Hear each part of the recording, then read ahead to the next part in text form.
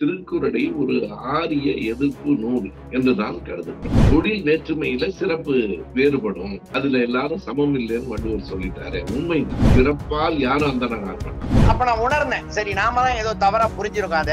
அது கால் இல்லடா தலைன்னு. நிச்சயமாக வள்ளுவர் ஆரிய எதிர்ப்பை பதிவு செய்திருக்கிறார். பார்ப்பனிய ஆரிய கோட்பாடுகளை மிக கடுமையாக வள்ளுவர் மறுக்கிறார். வள்ளுவர் வெறும் அறம் மட்டும் சொல்லி, அன்பை சொல்லி, அமைதியை சொல்லி மட்டும் போனவர் அல்ல. திராவிடத்தின் முதல் குறள்.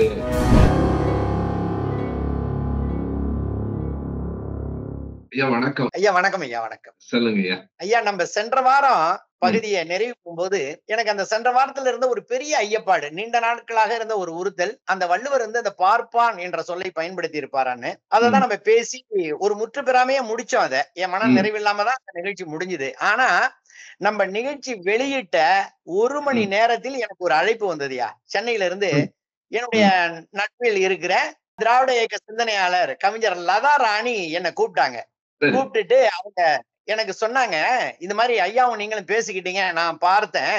ஆனா நீங்க சொல்ற மாதிரி பார்ப்பான் என்ற சொல்லை இரண்டாக பிரிக்க முடியாது, அந்த பான் என்பது பான்மையா வராது அப்படின்னு சொல்லி அவங்க அந்த இலக்கணத்தில இருந்து, தொல்காப்பிய இலக்கணத்திலிருந்து எல்லாம் எனக்கு எடுத்து சொல்லி எனக்கு விளங்க வச்சாங்க. அப்ப நான் உணர்ந்தேன், சரி நாம தான் ஏதோ தவறா புரிஞ்சிருக்கோம். ஏதோ அந்த பார்ப்பான்னு வள்ளுவர் சொல்லி இருக்க மாட்டாருங்கிற எண்ணத்துல நம்ம அப்படி நினைச்சிருக்கோம்னு நினைச்சேன். அடுத்த ஒரு மணி நேரத்துல சென்னையிலிருந்து புலவர் தேவதாஸ் ஐயா என்ன அழைச்சாங்க. ஐயா சென்னையில இருந்து புலவர் தேவதாஸ் என்ன அழைச்சாங்க. அவங்க அழைத்து இதே ஒரு விவரத்தை என்கிட்ட சொன்னாங்க. ஐயாவும் நீங்களும் பேசிக்கிட்டீங்க, நீங்க நினைக்கிற மாதிரி இல்ல, ஐயா சொன்னதுதான் சரி. அதாவது ஆரிய எதிர்ப்பு பதிவு தான் அந்த குறள். அதுல ஒண்ணும் மாறுபட்ட இதே நீங்க நினைக்க வேண்டாம். பார்ப்பான்னு வள்ளுவர் சொல்லிருப்பாராங்கிற இடத்துக்கெல்லாம் நீங்க போக வேண்டாம் அப்படின்னு சொல்லி எனக்கு நல்ல ஒரு நீண்டதொரு விளக்கத்தை ஐயாவும் கொடுத்தாங்க, அம்மா லதா ராணியும் கொடுத்தாங்க. ஒரு தெளிவு கிடைச்சது எனக்கு. சரி, இத்தனை நாளாக நாம் தவறா நினைச்சுக்கிட்டு இருந்திருக்கோம், அந்த இலக்கணப்படி அது அப்படி வராது அப்படிங்கறத நான் உணர்ந்துட்டேன். அப்புறம் நம்ம பின்னூட்டத்துல கூட ஒரு தம்பி போட்டிருந்தாரு, வள்ளுவரை காப்பாற்றுவதற்கு இவ்வளவெல்லாம் நீங்கள் முயற்சி பண்ண வேண்டாம் ஐயான்னு ஒரு 10-50 போட்டிருந்தாரு. சரி பரவாயில்ல, அது நான் உணர்ந்தேன். சரி, நாம் நினைத்தது தவறு. நிச்சயமாக வள்ளுவர் ஆரிய எதிர்ப்பை பதிவு செய்திருக்கிறார். நீ பெண்ணும் ஜாதியில பெரிய ஆளு அப்படின்லாம் ஒண்ணும் தலகணமா இருக்காதரா, ஒழுக்கம் கெட்டு போனீன்னா அழிஞ்சு போயிருவ அப்படின்னு சொல்லிதான் நேரடியா தான் சொல்லியிருக்காரு அப்படிங்கறத நான் உணர்ந்தேன். சரிங்க ஐயா, பரவாயில்ல, அதை நான் உணர்ந்துட்டேன், புரிஞ்சுக்கிட்டேன். ரொம்ப நன்றி, உங்களுக்கு நன்றி. எனக்கு தகவல் சொன்ன லதா ராணி, தேவதாஸ் எல்லாருக்கும் என்னுடைய நன்றியை தெரிவிச்சுக்கிறேன். அப்புறம் எனக்கு இன்னொரு ஐயப்பாடு என்ன, அவர் சும்மா ஐயப்பாடு வந்துகிட்டே இருக்குன்னு நினைக்காதீங்க, இது தேவையான ஒரு ஐயப்பாடு. வள்ளுவர் 1330 குறட்பாக்களில் இந்த ஒரு இடத்துலதான் பார்ப்பான் என்ற சொல்ல பயன்படுத்தி இருக்கார். சரி, ஆனால் அப்படி ஒரு எதிர்ப்பை வலியுறுத்த நினைத்த வள்ளுவர், சொல்ல நினைத்த வள்ளுவர், அவருடைய சீற்றத்தை, அவருடைய அந்த கருத்து பதிவை வேற எங்கேயாவது பதிவு பண்ணிருக்கணும்ல. என்ன இந்த ஒரு குறளோட விட்டுட்டு அவர் கோவம் தணிஞ்சு போயிருக்குமா, போயிருப்பாரா? இருக்காது, நிச்சயமா இருக்காது. அப்படி அவர் தன்னுடைய மன வெளிப்பாட்டை சொன்ன திருக்குறள் ஏதாவது உங்களுக்கு தெரிந்ததை சொல்லி என்ன மேலும் தெளிவுபடுத்த மாதிரி உங்களை கேட்டுக்கிறேன். உங்களே இல்லைங்க, பொதுவாக பல குறட்பாக்களில் அந்த கருத்தியல் இருக்கு. நான் அதை திராவிட கருத்தியல் என்று நான் சொல்லுவேன், நிறைய இருக்கு. இந்த முறை இந்த வினா மிக நீண்டது என்பதும் திருக்குறள் பற்றி ஆழமானது என்பதாலும் ஒரு 2-3 நிமிடங்களை கூட எடுத்துக்கொண்டு இதுக்கு நான் சில விளக்கங்களை சொல்லிடுறேன். என்னை போன்றவர்கள் திருக்குறளை ஒரு ஆரிய எதிர்ப்பு நூல் என்றுதான் கருதுகிறோம். அதுக்கு சான்று வேணும்ல. நீங்க சொன்ன மாதிரி ஒரே ஒரு இடத்துல பார்ப்பான்னு சொல்லிட்டதுனால அதை சொல்ல முடியாது. மிக அடிப்படையாக திருக்குறளில் எல்லோரும் சொல்லுகிற ஒற்றை வரி பிறப்புக்கும் எல்லா உயிர்க்கும், இதுதான், இந்த சமத்துவம் தான் நாம் விரும்புகிற ஒரு கோட்பாடு. அதுக்கு அடுத்த வரியை எடுத்துக்கொண்டு பலரும் சொல்லுகிறார்கள், சிறப்புவா செய்தொழில் வேற்றுமையான், தொழில் வேற்றுமையில சிறப்பு வேறுபடும், அதுல எல்லாரும் சமம் இல்லைன்னு வள்ளுவர் சொல்லிட்டாரு. உண்மைதான். எல்லோரும் ஒரே வேலையை செய்ய முடியாது, ஒரே வேலையை செய்கிறவர்களும் ஒரே மாதிரி சீராகவும் சிறப்பாகவும் செய்ய முடியாது. ஒவ்வொருவரினுடைய திறனிலும் வேறுபாடு உண்டு. எனவே செய்கிற தொழில் வேறுபடலாம், தொழிலில் அந்த நேர்த்தி வேறுபடலாம். என்ன வேறுபட்டாலும் அதனால் உயர்வும் தாழ்வும் பிறப்பின் அடிப்படையில் வந்துவிடாது. இதுதான் அந்த குறள். பிறப்புக்கும் எல்லா உயிர்க்கும் என்று சொல்லுவதன் மூலமாக ஒரு சமத்துவ கருத்தை வள்ளுவர் வலியுறுத்துகிறார். இதுதான் அதனுடைய அடிப்படை கூறு என்று பார்க்கிறேன். இதற்கு துணையாக இன்னும் சில சொற்களையும் நாம் சொல்ல வேண்டும். பார்ப்பான் என்கிற சொல் நான் அதை வெறுப்புல எல்லாம் நான் சொல்லவில்லை, பல நேரங்களில் சொல்லியிருக்கிறேன். தச்சு வேலை செய்கிறவர்கள் தச்சர்கள், கொத்து வேலை செய்கிறவர்கள் கொத்தனார்கள் என்று சொன்னால் கனி பார்ப்பான், குறி பார்ப்பான் என்பதால் பார்ப்பான் என்ற சொல் வந்தது என்று ஐயா பாவலரேறு பெருஞ்சித்திரனார் சொல்லுவார். அது ஒரு பக்கம் இருக்கட்டும். அவர்கள் தங்களை சில நேரங்களில் அந்தணர்கள் என்று சொல்லிக் கொள்ளுகிறார்கள். அதற்கும் மிகச் சரியாக திருக்குறளில் ஒரு விளக்கம் இருக்கிறது. அப்பா நீ எல்லாம் அந்தணர் இல்ல, பிறப்பால் யாரும் அந்தணர் ஆக மாட்டான். அந்தணர் என்போர் அறவோர். மற்ற உயிர்க்கும் செந்தன்மை கொண்டு ஒழுகலாம் என்று சொல்றார். எல்லாரிடத்திலையும் எல்லா உயிர்களிடத்திலையும் அன்பாக இருக்கிறவன் தான் அந்தணன். அன்பாக இருக்கிற எல்லோரும் அந்தணர்கள். ஒரு ஜாதியில் பிறந்தாலும் அந்த குணமில்லாதவன் அந்தணன் ஆக மாட்டான். எனவே அந்தணன் என்பது ஒரு சாதி பெயர் இல்லைன்னு ஓங்கி அளிக்கிறார். இன்னொரு இடத்தில் நீங்கள் பார்த்தால் இது ரொம்ப முக்கியமான குறள். அவங்க சொல்லுவது அவன் தலையில் பிறந்தான், தோளில் பிறந்தான், சிலர் வைசியன் இடுப்பில் பிறந்தான், சூத்திரன் காலில் பிறந்தான் என்று மனுநீதி சொல்லுகிறது. ரிக்வேதத்தின் புருஷ சூக்தத்திலும் அது இருக்கிறது. ரிக்வேதத்தினுடைய 10வது அத்தியாயம் புருஷ சூக்தத்தில் இருக்கிறது. அதை சில பேர் இப்ப முட்டுக் கொடுக்கிறார்கள். இல்லை இடைச்செரு, எதெல்லாம் தனக்கு பிடிக்காதோ அதை இடைச்செருகள்னு சொல்லிட முடியாது. இருக்கிறது, மனுவிலையும் இருக்கிறது. ஆனால் வள்ளுவர் என்ன சொல்றாருன்னா, நீ யாரை இவன் காலில் பிறந்தவன் சொல்றானோ, உழைப்பாடிகளை சூத்திரர்களை காலில் பிறந்தவன் சொல்றானோ, அதுக்கு நேர் எதிர்மாறாக வள்ளுவர் சொல்லுகிறார். சுடன்றும் ஏற்பின்னது உலகம், அதனால் உழந்தும் உழவே தலையின்றார். அது கால் இல்லடா தலையினார். உழவர்கள் தான் தலை. உழுவார் உலகத்தார்க்கு ஆணி, அதான் மையம், அதுதான் தலை. அது ஆணி என்று அச்சாணி என்றும் சொன்னார். உழவே தலை என்றார். உழவுதான் உழவர்கள் சூத்திரர்கள், அவர்கள் காலில் பிறந்தவர்கள் என்பதற்கு நேர் எதிராக உழவே தலை என்று சொன்னதும் நேர் எதிராக அவர்களுக்கு சொன்னது. நிறைய இடங்கள் இருக்குங்கய்யா. நமக்கு நேரம் கருதி தொட்டு சொல்லுகிறேன். நீங்கள் மற்றவனுக்கு கொடுப்பது அந்த ஈகை இருக்கிறதே, அது புண்ணியம். புண்ணியம் செய்தால் மேலுலகத்துக்கு போகலாம் என்பதுதான் ஆரியம். மேலுலகம் இல்லெனினும் ஈரலே நன்றுனார். அப்படின்னா ஒண்ணு இருந்தாலும் சரி, இல்லைனாலும் பரவாயில்ல, நீ புண்ணியத்துக்காக செய்யாத. கோவையில தோழர் சாந்தகுமார் தலைமையில் ஒரு தோழமை அறக்கட்டளை என்று, அவங்க யாருமற்ற ஏதிலார்கள் என்று சொல்லுகிற அனாதை குணங்களை எடுத்து புதைக்கிறாங்க. பெண்களை வைத்தே செய்கிறார்.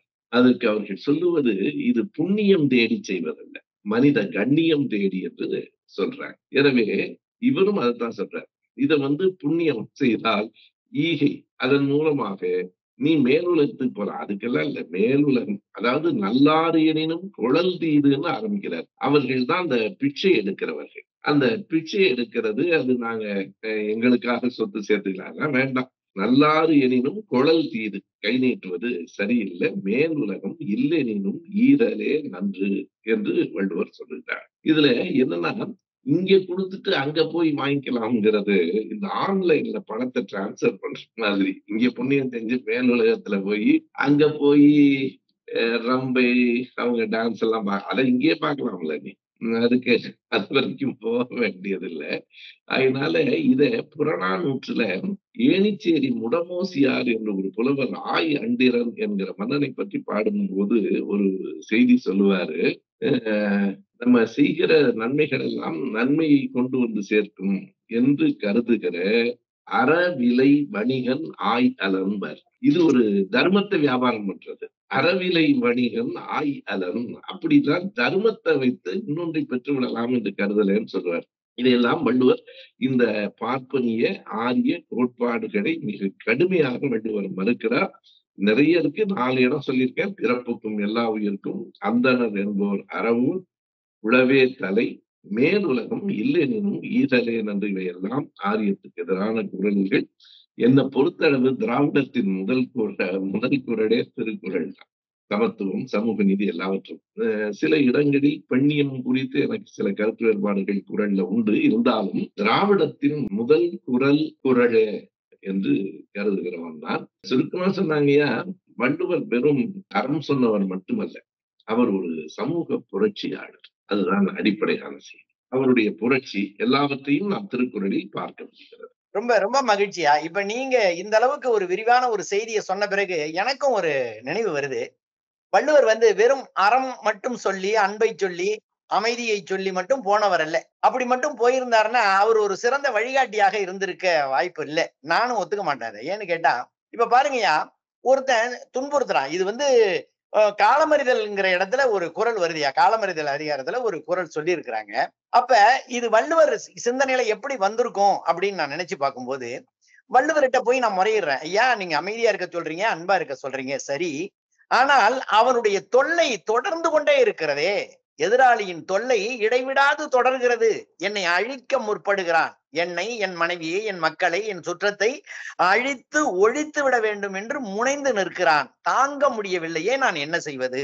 அப்படிங்கிற இடத்துக்கு நான் அவர்கிட்ட போறேன். இப்பயும் நான் அமைதியா தான் இருக்கணுமா? நான் செத்து போயிடணுமா? நான் அழிஞ்சா பரவாயில்லன்னு நீங்க அறம் சொல்றீங்களா? அப்படின்னு கேட்கும்போது அந்த சீற்றத்தோடு நிமிர்ந்து பார்க்கிறார். யாரடா சொன்னான் உனக்கு? அப்படியா நான் சொன்னேன்? இல்லை. இதோ பார் எழுதுகிறேன்னு சொல்லிட்டு எழுதியிருக்காரு பாருங்க ஐயா. அடடா! அதை உணர்ந்தால் உடல்லாம் புல்லரிக்குதுன்னு சொல்லுவாங்கல்ல, அந்த மாதிரி ஒரு அறச்சீற்றம் அதுல வருது. அப்பவும் எப்படி தொடங்குறாருன்னு கேட்டீங்கன்னா, செருணரை காணின் சுமக்கேன்னு அந்த குறள் தொடங்குதியா. செருணர் பகைவர்களை, உனக்கு துன்பம் தருகின்றவர்களை, உன்னை இழித்தும் பழித்தும் பேசிக் கொண்டிருப்பவரை பார்த்தால் நீ அமைதியாக இரு, பொறுமையாக இருன்னு முதல் வரியில சொல்றாரு. செருணரை காணின் சுமக்க அப்படின்னாரு. திரும்பிய நான் கேட்கிறேன், என்னையா நான் தான் கேட்டேனே, தாங்க முடியல, கடைசி கட்டம் வந்துருச்சு, என்னால தாங்க முடியல. அப்பதான் சொல்றாரு, இருவரை காணின் அப்படிங்கிறார். கடைசி நிலை என்று ஒன்று வந்து விடுமேயானால், உன்னால் தாங்க முடியாத நீ அழிய போகிறாய் என்ற நிலையை அவன் ஏற்படுத்துகின்றான் என்றால், இருவரை காணின் கிழக்காம் தலை அப்படின்னாரியா. ரொம்ப அருமையான ஒரு இடம். இதுல உரையாசிரியர் எல்லாம் வந்து இப்ப என்ன மாதிரி நினைச்சாங்களோ என்னமோ தெரியல, வள்ளுவரை காப்பாத்தணும்னு சொல்லிட்டு அவன் தலை தானா தொங்கி போயிடும், அவன் தானா குனிஞ்சுக்குவான், அவன் தானா வைக்கப்படுவான், அப்படின்லாம் பல உரைகள் இருக்கு. நான் அந்த உரைகளை பத்தி எல்லாம் நான் பேசுறதுக்கு இல்லை. ஆனா வள்ளுவருடைய எண்ணம் மட்டும், நீ இதற்கு மேலும் பொறுமையாக இருந்து கோழையாக உன்னை நான் வளர்க்கவில்லை, கோழையாக உனக்கு நான் அறம் சொல்லிக் கொடுக்கவில்லை. அதாவது பகை வெல்லக்கூடிய ஒரு அந்த நிலை வந்து விட்டால், பகை வென்றுதான் ஆக வேண்டும் என்ற நிலை வந்து விட்டால், உன் அழிவை நீ தடுத்துக் கொள்ள வேண்டும் என்றால் கிழக்காம் தலையினர். அதை நம்ம எப்படி வேணா பொருள் எடுத்துக்கலாம். அதை எடுத்து நம்ம தான் அந்த பொருள் எடுத்துக்கணும். அவர் வந்து நம்மள வந்து கோழையாகவோ, ஒரு இந்த சொல்லுவாங்கல்ல கிராமத்துல, சூடு சொரணை இல்லாமையே வாழ்ந்து செத்து போயிடுறான்னு வள்ளுவர் சொல்லலை. அப்படி சொல்லி இருந்தால் அவர் ஒரு அறநெறியாளர் அல்ல, வழிகாட்டுகின்ற ஒரு தலைவராக அவரை நம்ம ஏத்துக்க முடியாது. அதனாலதான் இத்தனை அழுத்தமாக சொல்கிறார். செருணரை காணின் சுமக்க இருவரை காணின் கிழக்காம் தலைன்னு ஐயா சொல்லியிருக்காங்க. அதனுடைய பொருள் இப்படிதான் இருக்கும்னு நான் உணர்றேன். அதாவது முடிவுன்ற ஒரு நிலை வந்து விட்டால் நீ முடிவெடுத்துக்கொள், முடிப்பதற்கு முடிவெடுத்துக்கொள்னு கூட அவர் சொல்றாருன்னு தான் நான் நினைக்கிறேன். அதாவது சிலரேனும் சாகாமல் பகை வெல்ல முடியாது, அதாவது இந்த சேதாரம் இல்லாமல் நகை செய்ய முடியாது, சிலரேனும் சாகாமல் பகை வெல்ல முடியாது அப்படின்னு அப்படி ஒரு இறுதி கட்டம் வந்து விட்டால், அது நீ செத்துப்போ இல்ல அவனை, அவ்வளவுதான். அதுக்கு மேல நான் விளக்கம் சொல்றதுக்கு முற்பல்ல. ஏன்னா உன்னை நீ காப்பாத்தி ஆகணுங்கும் போது ஒரு துணிந்து முடிவு எடு அப்படின்னு தான் அந்த அறநெறி கூறின வள்ளுவர்.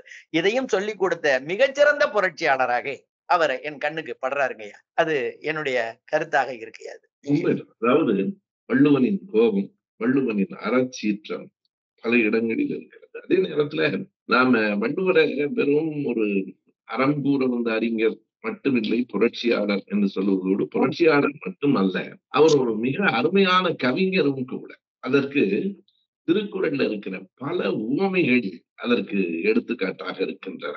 எனக்கு ஒரு உவமை அவர் சொன்னதுல அடிக்கடி நினைவுக்கு வரும்.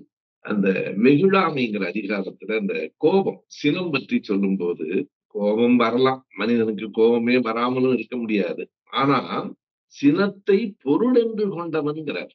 எப்போதும் கோபப்படுறதையே தன் குணமாக கொண்டவன், அதை ஒரு பொருட்டாக கொண்டவன், அல்லது அந்த கோபத்தை ஒரு பண்பாகவே கொண்டவன். அந்த பண்பு நலனில் அவன் அவன் ரொம்ப கோபக்காரங்க அப்படின்னு சொல்லுவாங்க. எனவே சினத்தை பொருளென்று கொண்டவன். எப்போதாவது சினம் கொண்டு வருவேன். அந்த சொல் எனக்கு, சினத்தை பொருளென்று கொண்டவன் கேடு. அவனுக்கு கெடுதல் எப்படி வரும்னா, நிலத்தறைந்தான் கைப்பிழையாதற்று. ஓங்கி ஓங்கி ஓங்கி நிலத்துல நம்ம அடிச்சோம்னா நிலத்துக்கு ஒண்ணும் ஆகாது, கை போயிடும். இந்த கோபம் பல நேரங்களில் எப்போதுமே நான் சொல்வது உண்டு. என் கோபம் அவனை எரிச்சோம் தெரியாது, எரிக்கலாம். ஆனால் அவனை எரிப்பதற்கு முன்னால் முதல்ல எரிச்சிடும். ஏன்னா நம்மகிட்ட இருந்துதான் அந்த நெருப்பு புறப்படுகிறது. அந்த நெருப்பு நம்மளை அழிச்சிட்டு நிச்சயம் இருந்தாதான் எதிரிய போய் அடிக்கும். அதற்கு அவர் சொல்லுகிற அந்த உவமை இருக்கு பாருங்க, நிலத்தரைந்தான் கைப்படையாதற்று. நிலத்துல ஓங்கி ஓங்கி பூமியில் ஓங்கி அடிக்கிறவனுக்கு கை பிழைக்காதுன்னாரு. நிலம் அப்படியேதான் இருக்கணும். எனவே உன் கோபம் உன்னை காப்பாத்தாது. யாருக்கு? சினத்தை பொருளென்று கொண்டவன் என்று, பொருளாய் கொண்டவனுடைய கேடு இப்படி முடியும் என்று அவர் சொல்லுகிற இந்த உவமை மாதிரி நிறைய ஏராளமான உவமைகள் இருக்கு. எனக்கு சட்டென்று அவர் ஒரு புரட்சியாளர், ஒரு கவிஞர். 2யும் சேர்த்து நான் பார்த்தேன். உங்களுக்கும் பல உவமைகள் நினைவுகளுக்கு வரலாம். சொல்லுங்க. ரொம்ப ரொம்ப ரொம்ப அழகா சொன்னீங்க. ரொம்ப அழகா சொன்னீங்க. அருமையான ஒரு உவமை எடுத்துக்காட்டு நீங்க சொன்னது. ஆனால் வள்ளுவர் மிகச்சிறந்த கவிஞர் என்பதற்கு அவருடைய உவமைகள் தான் நமக்கு வந்து ரொம்ப அடையாளமா இருக்கு. அதாவது இப்ப நீங்க சொன்ன மாதிரி திருக்குறளில் உவமை நயம் அப்படின்னு தலைப்பு கொடுத்து ஒரு புத்தகமே தனியா எழுதலாம். அவ்வளவு உவமைகள் இருக்கு. நம்ம தொடக்கத்திலிருந்து இறுதி வரை அவ்வளவு உவமைகளை எடுக்கலாம். எல்லாத்தையும் இந்த நிகழ்ச்சியில நம்ம உடனே சொல்லவும் முடியாது. நேரமும் இருக்காது. அது நல்லாவும் இருக்காது. ஆக எனக்கு தெரிந்த என் மனதிற்கு நிறைவு செய்கின்ற ஒரு சில உவமையை மட்டும் நான் உங்கள்ட்ட சொல்றேன். வள்ளுவர் பாருங்கயா, எதையுமே பார்த்து பார்த்து எழுதுபவர், எண்ணி எண்ணி எழுதுபவர். அப்ப அவர் என்ன பாக்குறாருன்னு கேட்டீங்கன்னா, அந்த கணை அம்பு வில் அம்ப பாக்குறாரு. அதனுடைய வடிவம் ரொம்ப அழகா இருக்கு. ரொம்ப அழகா இருக்கு. அதுவும் பாத்தீங்கன்னா அந்த அம்பு இருக்கு பாருங்க. அது நேரா இருக்கு அப்படியே. கொஞ்சம் கூட வளவு செலவு நெளிவு இல்லாம நேருக்கு நேரா இருக்கு. அப்படியே இருக்கு. அது ரொம்ப ரசிக்கிறாரு அத. அட நல்லா இருக்கு, அழகா இருக்கு அப்படின்ட்டு. அப்படியே திரும்பி இந்த பக்கம் பாக்குறாரு. அங்க ஒரு யாழ் வைக்கப்பட்டிருக்கு. இப்ப நம்ம அதை வீணைன்னு சொல்றோம். அப்ப அது வடிவமும் மாறி இருக்கு. அது மாறி அங்க யாழ். அது அமைப்பே வளைவாக உள்ளது. அந்த நரம்புகள் பின்னப்பட்டிருக்கும். அதனுடைய அமைப்பு அப்படியே வளைஞ்சு இருக்கும். அதையும் பாக்குறாரு. 2யும் பார்த்துட்டு அதனுடைய செயல்பாட்டை சிந்திக்கிறார் அவரு. இது நேரா இருக்கு, அது வளைவா இருக்கு. ஆனா இவைகளின் செயல் என்ன அப்படின்னு சிந்திக்கிறார். அப்பதான் அவருக்கு பளிச்சுன்னு ஒரு உண்மை தெரியுது. நேராக இருந்தாலும் இது ஒரு உயிரை கொல்லக்கூடியது. அழகாக இருக்கிறது, நேராக இருக்கிறது. ஆனால் ஒரு உயிரை எடுப்பதற்கு பயன்படுகிறது இது. இந்த வில்லும் அம்பும். இந்த பக்கம் பார்த்தா இது வளைவாக இருந்தாலும் காதிற்கு இனிமையான, மனதிற்கு அமைதியான, நாம் நாளெல்லாம் கேட்டு கேட்டு உருகக்கூடிய இசையை கொடுக்கக்கூடிய ஒரு அற்புதமான கருவியாக இருக்கிறது அப்படின்னு அதை உணர்ற. அப்பதான் மனிதர்களையும் பாக்குறார். அப்ப மனிதர் சிந்தனை வருது அவருக்கு. ரொம்ப ஆள் நல்லா இருக்கான், பார்த்தாக்கா நல்லவன் போல தெரியுது. அவன் உடுத்துகின்ற உடை, அவனுடைய நடை, உடை, பாவனை எல்லாம் ரொம்ப நம்புற மாதிரி இருக்கு. நேரான ஆளா இருக்கிறான். அப்படிதான் தெரியுது. ஆனால் செயல்பாட்டால் அவன் எப்படி இருக்கிறான்? அந்த செயல்பாடு மாறா இருக்கு. மாறா இருக்கு. அது அந்த நேரா இருக்கிறதுனால அவன் கொடிய செயல்களை சமயத்துல செஞ்சிடறான். அதை பாக்குறாரு. இப்ப ஒருத்தன் அலங்கோலமா இருக்கான், கண்ணாமண்ணான்னு இருக்கான், வளைவா இருக்கான். ஆனா அவன்கிட்ட இருந்து நல்ல செயல்கள் வெளிப்படுது. இது 2யும் ஒப்பிட்டு சொல்றாரு பாருங்க ஐயா. கனை கொடிது, யாழ் கோடு செவ்விது. யாழ் கோடு செவ்விது. கனை கொடிது, யாழ் கோடு செவ்விது. ஆங்கண்ணே வினைப்படு பாலால் கொழல் அப்படின்னு இந்த ஓமையை சொல்லி இந்த குறளை சொன்னாரு. அவர்களுடைய செயல்பாட்டை வைத்துதான் நீங்கள் உங்களுக்கானவர் என்றோ உங்களுக்கு ஆகாதவர் என்றோ தேர்ந்தெடுக்க வேண்டுமே தவிர, அவர் அழகாக இருக்கிறார், ரொம்ப தோற்றத்தில் பொலிவாக இருக்கிறார் என்பதற்காக ஒருத்தரை தேர்ந்தெடுக்க முடியும். ஏன்னா அவன் அம்பு மாதிரி இருந்திருப்பான். அம்பு மாதிரி இருப்பான். ஒரு சிலர், எல்லாரையும் சொல்லல. இவன் கொஞ்சம் வளைவா நெளிவா இருக்கிறான், ஒண்ணும் கண்ணாமண்ணான்னு இருக்கிறான், ஒரு இது இல்லை அப்படின்னா அவனை ஒதுக்கிறாத. ஏன்னா அவன் வீணையை போன்று இசை தருகின்ற நல்லவனாக இருப்பான், உனக்கு பயன்படுகின்றவனாக இருப்பான். ஆக அப்படி சொல்லி இந்த ஓமை எவ்வளவு ஒரு அருமையான ஓமையை பாருங்க. இந்த 2 கருவியும் பார்த்து, 2மே கருவிதான் பாக்குறார். இதையும் அதையும் வச்சு அவர் ஒப்பிட்டு சொல்றது, கனை கொடிது, யாழ்கோடு செவ்விது. அதுல கொடிதுன்னாரு, இதுல செவ்விதுன்னு முடிக்கிறாரு. யாழ்கோடு வளைவாக இருப்பது நன்மையானது. யாழ்கோடு செவ்விது ஆங்கண்ண. அதை போல வினைப்படு பாலால் கொள்ளல். அவர்களுடைய செயல்பாட்டை வைத்து நீங்கள் முடிவு செய்து கொள்ளுங்கள், ஏமாந்து விடாதீர்கள் அப்படின்னு இந்த ஓமையை சொல்லி ஒரு அறிவுரையும் சொல்லியிருக்காரு. ஒரு அழகான ஒரு ஓமை இது. நல்லா சொல்லியிருக்காரு. அடுத்தையா வள்ளுவருக்கு அவரை மாதிரி ஓமை, அந்த மாதிரி ஓமையை நான் பார்த்ததே இல்லை, எங்கேயும் படிச்சதே இல்லை. அவருக்கு ஒரு கோபம் வருது. என்னன்னு கேட்டா, இந்த பிள்ளைகள் இது திருமணம் பண்ணிக்கிறாங்க, விரும்பி திருமணம் பண்ணிக்கிறாங்க, ஏற்பாட்டு திருமணம் பண்ணிக்கிறாங்க, எல்லாம் பண்ணிக்கிறாங்க. அதன் பிறகு பல பிள்ளைகள் அந்த குடும்பத்தில் ஒற்றுமை இல்லாம, மன வேறுபாடு ஏற்பட்டு, ஒருவருக்கு ஒருவர் ஒரு புரிதல் இல்லாம ரொம்ப கடுமையா அந்த குடும்பத்துல இருந்து வாழ்ந்துட்டு இருக்காங்க. அதை வெளியிலயும் சொல்ல முடியறது இல்ல, அவங்க ஒற்றுமையாவும் இருக்கிறது இல்ல. ஏன்டா திருமணம் பண்ணிக்கிட்டோம்னு அவங்க 2 பேர் மனசுலயும் ஒரு எண்ண போராட்டம் ஓடிக்கிட்டே இருக்கும். இது 2க்குமே, இதுக்கு காரணமே அவங்களாதான் இருக்காங்க. 2 பேரும் குற்றவாளியா இருக்கிறாங்க. இப்படி இருந்து ஒரு பிள்ளைங்க குடும்பம் பண்ணா அந்த குடும்பம் எப்படி இருக்கும் அப்படின்னு இவருக்கு மனவேதனை. தன்னுடைய பிள்ளைகளா நினைக்கிறார். அதனால ஒரு வேதனை வருது அவருக்கு. இப்படியே வாழ்ந்தா அது எப்படிப்பட்ட வாழ்க்கை தெரியுமா பிள்ளைகளே அப்படின்னு சொல்றாரு. என்ன சொல்றாரு? 2 பேருக்கும் பொதுவானது இது. இது ஆணுக்கும் பொருந்தும், பெண்ணுக்கும் பொருந்தும். அதாவது உடன்பாடு இல்லாதார் வாழ்க்கை அப்படின்னு தொடங்குறார். உடன்பாடு இல்லாதார் வாழ்க்கை குடங்கருள் பாம்பொடு உடன் உறைந்தற்றுன்னு. எவ்வளவு கடுமையான சொல்ல பாருங்கய்யா. அதாவது மன ஒற்றுமை இல்லாமல் பிள்ளைகளே நீங்கள் வாழ்கின்ற வாழ்க்கை இது இப்படியே தொடர்ந்தால் உங்கள் மனநிலை எப்படி இருக்கும் தெரியுமா? ஒரு வீட்டுக்குள் பாம்பும் இருக்கிறது, நீங்களும் இருக்கிறீர்கள். பாம்பு இருக்கிறது தெரியலனா கூட அவன் நிம்மதியா தூங்குவான். அது கட்டில் கடியே கூட படுத்திருக்கோம், இவனுக்கு தெரியலன்னா நிம்மதியா தூங்குவான். பாம்பு இருக்குன்னு தெரிஞ்சு போச்சு, அது எங்கேயோ பதுங்கி இருக்கு, உள்ள இருக்கு, எப்படியா தூங்குவான் அவன்? எப்படி அந்த அறைக்குள்ள அவனால இருக்க முடியும்? அப்படிப்பட்ட மனநிலை தான் உங்களுக்கு மிஞ்சும். இதன் மூலமாக அவர் சொல்ல வருகின்றது, இல்லை, அந்த பாம்பு உணர்வு இல்லாமல் நீங்கள் மனிதர்களாக மன ஒற்றுமையோடு நீங்கள் வாழ வேண்டும். இந்த மன உளைச்சலோடு வாழ்ந்து இந்த பொன்னான வாழ்க்கையை, அருமையான மனித வாழ்க்கையை கெடுத்துக் கொள்ளாதீர்கள்ங்கிறதுக்காக அவர் எண்ணி எழுதப்பட்ட குரல் அப்படின்னு நான் நினைக்கிறேன். குடங்கருள் பாம்பொடு உடன் உறைந்தற்று அப்படின்னு சொல்றாரு. இது மாதிரி நீங்க இருக்கணும், ஒற்றுமையா இருக்கணும் அப்படின்னு எண்ணி எழுதப்பட்ட குரலாக இருக்கலாம் அப்படிங்கிறது என்னுடைய எண்ணமா இருக்கு. நல்ல ஒரு ஏராளமான ஓமைகள். நீங்க ஒரு வார்த்தை நடுவுல சொன்னீங்க, திருக்குறளில் ஓமை நயம்னு ஒரு புத்தகமே எழுதலாம்னு. நமக்கு வாய்ப்பு இல்லை, ஏற்கனவே ஒருத்தர் எழுதிட்டாரு. அதாவது நான் பார்த்தேன், ஜே.என். ராமசாமின்னு ஒருவர் திருக்குறளில் ஓமை நயம்னே ஒரு சிறு புத்தகம் பார்த்திருக்கேன், நூலகத்துல எழுதியிருக்கிறார்.